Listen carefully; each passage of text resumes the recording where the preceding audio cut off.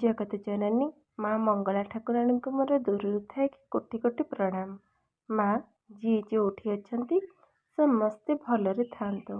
ଆପଣଙ୍କର ଆଶୀର୍ବାଦ ଥିଲେ ସମସ୍ତେ ସବୁଠି ଭଲରେ ଥିବେ। ମା ଜାଣତ ଅଜାଣତରେ ଯଦି କିଛି ଭୁଲ କରିଥାଏ ନା ତ ମୋର ଏଇ ଝିଅକୁ କ୍ଷମା କରିଦେବେ।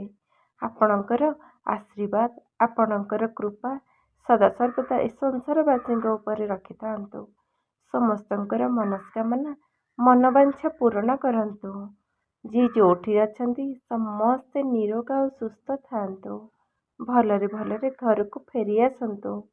ଆପଣଙ୍କ ଲୀଳା ତ କାହାକୁ ଅଗୋଚର, କାହାକୁ ଜଣା ନାହିଁ। କାହାକୁ କେତେବେଳେ କୋଉ ଦୁଃଖରୁ ଦୟା କରନ୍ତି, କୋଉ ଦୁଃଖରୁ ଉଦ୍ଧାର କରନ୍ତି ସେଟା କେହି କହିପାରିବେନି।